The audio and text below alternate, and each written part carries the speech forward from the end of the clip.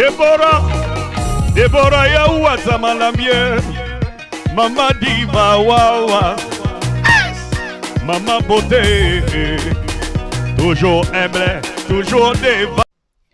Hello, bienvenue à tous sur ma chaîne YouTube. Je suis enfin de retour. Alors, je sais que ça fait des mois, j'ai pas fait de vidéo et j'avais tenu vraiment à prendre un peu du repos, à prendre un peu du recul pour voir un peu comment les choses allaient et surtout pour me concentrer sur mon sujet d'aujourd'hui.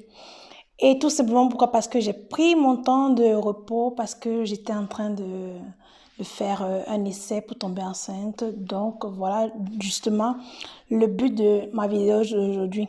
Alors j'ai constaté que j'avais tellement envie de voir des vidéos sur YouTube, de confronter des conseils, des expériences des gens. Et je ne me suis pas trouvée parce qu'en fait, il n'y a pas plein de vidéos sur ce sujet. Et pour cela, j'ai décidé de le faire aujourd'hui. Tout simplement, je vais parler de comment tomber enceinte. Alors, cette vidéo est spécialement pour les gens qui ont déjà eu des enfants et qui ont des difficultés à en avoir d'autres, ou tout simplement ceux-là qui n'ont pas encore eu d'enfants. Mon expérience, par exemple, que je vais vous expliquer aujourd'hui, ça sera juste mon expérience et je vais vous donner des conseils que moi-même j'ai appliqués pendant tous ces derniers mois-ci quand je cherchais mon enfant. Alors, pour entrer dans le vif du sujet, c'est vrai que mon premier fils a été très facile à concevoir parce que, en fait, mon premier fils, j'ai planifié tout, j'ai fait les calendriers, je me suis bien arrangée. Et une fois, la grossesse est entrée. Mais par contre, pour le deuxième, c'était un peu trop difficile. Donc, vous êtes les premiers à le savoir. Oui, désormais, je suis dehors. Donc, comme pour dire que je suis enceinte. Alors, je vous fais quand même voir le test de grossesse parce que je suis très, très contente. Donc, voici mon test de grossesse qui est positif. Je ne sais pas si vous voyez bien, mais bon. J'avais tellement attendu ce moment pour partager vraiment l'information d'abord avec toutes mes abonnés de YouTube. Après, je vais les diffuser aussi sur YouTube, sur Facebook, sur Instagram et tout. Mais vous êtes les premiers quand même à le savoir que je suis enceinte. Alors, mais le chemin en fait n'a pas été très facile parce que, en fait, j'ai transpiré pour avoir ce deuxième bébé. Beaucoup transpiré. Et c'est pour ça, en fait, que j'ai arrêté de faire les vidéos YouTube parce que j'avais besoin d'être un peu sereine, d'être un peu zen pour mieux affronter la situation et tout. Donc, je vais vous raconter mon expérience, du moins ma story. Donc, cette vidéo sera un peu différente. Pourquoi? Parce que ça sera une story time, mais avec des conseils à l'intérieur. Donc, vous comprenez un peu le concept. Alors, pour entrer dans le vif du sujet, c'est depuis novembre que mon chéri et moi, on essaie d'avoir un enfant. Et les premiers mois vraiment n'ont pas été faciles parce que entre le travail de mon chéri, mon travail, les activités en famille, l'enfant aussi qui était au milieu, on n'avait pas vraiment le temps de se mettre vraiment en couple comme il se doit avoir, là, on va dire ça entre guillemets.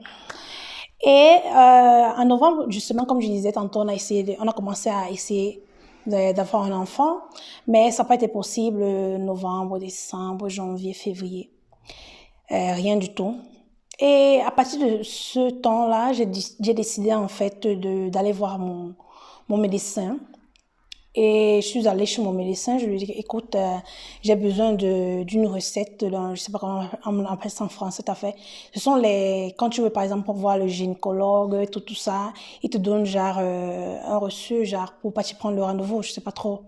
Vous comprenez un peu ce que je veux par là dire. Donc, je suis allée voir mon docteur et je lui ai dit que, bon, écoute, moi, j'ai besoin de prendre un rendez-vous chez le gynécologue parce que j'ai besoin de faire une visite pour voir si tout va bien. Parce que depuis novembre, j'essaye de tomber enceinte et je n'y arrive pas. Donc, comme ça, j'ai pris le rendez-vous pour mars, pour le rendez-vous chez le gynécologue pour voir un peu si tout allait bien.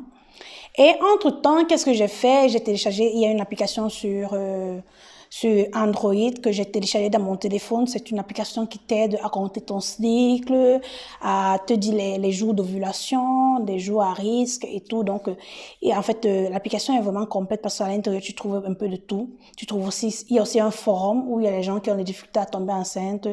Et en fait, c'est une bonne petite communauté, cette application.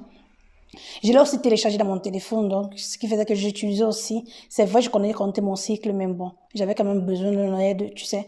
À un certain niveau de la vie, on a vraiment besoin de l'aide d'une personne. Donc, et c'est pour cela que j'ai téléchargé cette application.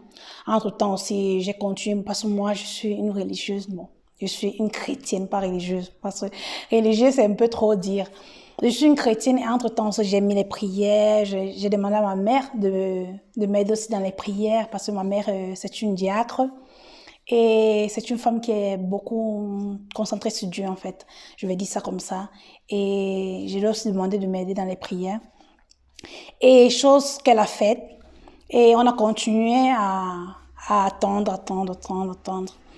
Et après, au moment de mon rendez-vous avec le gynécologue m'a fait savoir qu'écoute, tout va bien, tout est en norme, et tu dois être juste tranquille.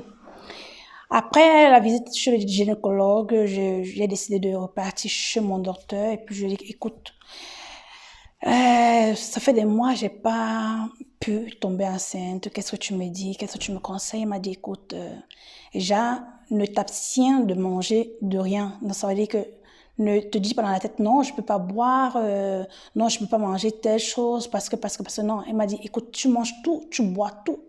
Ce que tu veux faire, tu fais. Et du moment où tu es enceinte, tu arrêtes tout.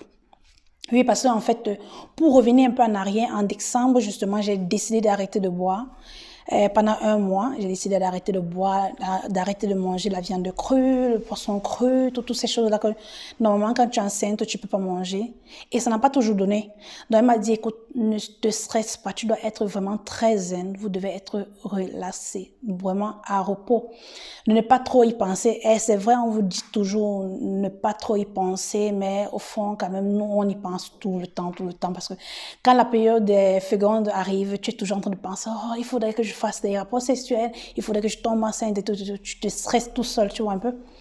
Donc, mais après quand même la visite chez le gynéco, il m'a prescrit des remèdes, ce sont pas des remèdes en tant que tels, ce sont l'acide folique, qui sont des comprimés que généralement on prend quand on veut tomber enceinte jusqu'à 3 mois de grossesse, on continue à le prendre parce que ça t'aide non seulement avant la conception, mais après aussi pour prévenir les maladies, les malformations des enfants et tout. Donc, c'est aussi un truc qui m'a vachement aidé. Justement, pourquoi? Parce que après, le mois qui suivait ma visite chez le gynécologue, je me suis rendu compte que j'étais enceinte.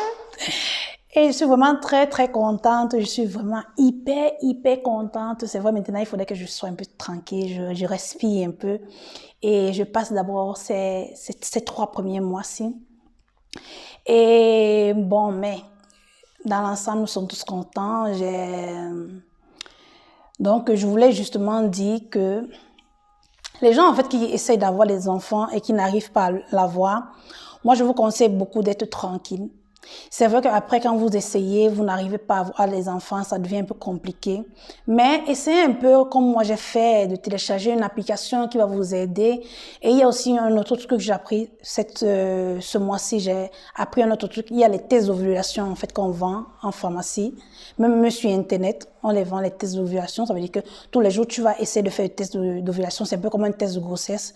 Et quand tu vas voir 2 bas, tu sauras que oui, tu as une ovulation. Ce n'est pas un truc qui est sûr à 100%, mais déjà, ça t'aide. Il y a aussi le fait de la température. C'est vrai, moi, j'ai pas utilisé ça parce que je me prenais pas la température, rien. Mais la température aussi aide parce que quand tu prends la température tous les jours, un jour, tu vas te rendre compte que ta température sera un peu trop élevée. Donc, tu sauras quand même que c'est la période où tu pourras concevoir, voilà, on peut dire ça comme ça. Donc, qu'est-ce que je dis aux gens qui n'arrivent pas à avoir des enfants? Je vous conseille d'aller chez votre gynécologue ou bien chez un gynécologue faire la consultation d'abord. La priorité, c'est ça en fait. Vous allez chez le gynécologue pour voir si tout fonctionne, si tout va bien, si tout est en règle. Et sortant de là, il va toujours vous prescrire ce comprimé que je suis en train de vous dire. En fait, c'est pas un comprimé en tant que tel, c'est un peu comme les intégrateurs alimentaires. C'est un peu comme les vitamines, voilà, non pas les intégrateurs alimentaires, mais c'est un peu comme les vitamines que vous allez pouvoir prendre aussi. Aussi ça va beaucoup vous aider. Et surtout, n'oubliez pas, hein, votre médecin est toujours disponible. Genre, quand vous avez besoin des conseils, quand vous avez des questions à poser, vous pouvez aller là-bas tranquillement. Il y a déjà la confidentialité de secret professionnel. Donc, allez-y d'abord faire des examens et vous assurer que tout va bien et ensuite chercher des solutions avec votre gynéco ou bien votre médecin. Ça va dépendre de vous. Pour moi, bref, ça a fonctionné. Demandez de l'aide à la personne qui peut vous conseiller, une personne qui a passé cette étape-là, qui a vécu ces moments que vous êtes en train de vivre, parce que c'est pas vraiment facile. Et c'est une période où vous aurez vraiment beaucoup besoin du soutien des gens que vous aimez, du soutien des gens qui vous entourent et être bien entouré. Et surtout, soyez zen, ne vous inquiétez pas. Comme j'ai eu le bonheur d'être encore mère cette fois-ci, je suis sûre que même pour vous aussi, ça va fonctionner. J'espère que je vous ai aidé avec mes conseils. N'oubliez pas de vous abonner, surtout me laisser un commentaire si vous avez quelque chose à ajouter. Alors, n'oubliez pas surtout de me suivre sur mes réseaux sociaux, Instagram Bimodesi et Facebook Bimodesi. Surtout, je vous envoie plein de gros bisous. On se retrouve à la prochaine vidéo. Et j'espère que cette vidéo vous a vraiment plu. Alors, à très bientôt.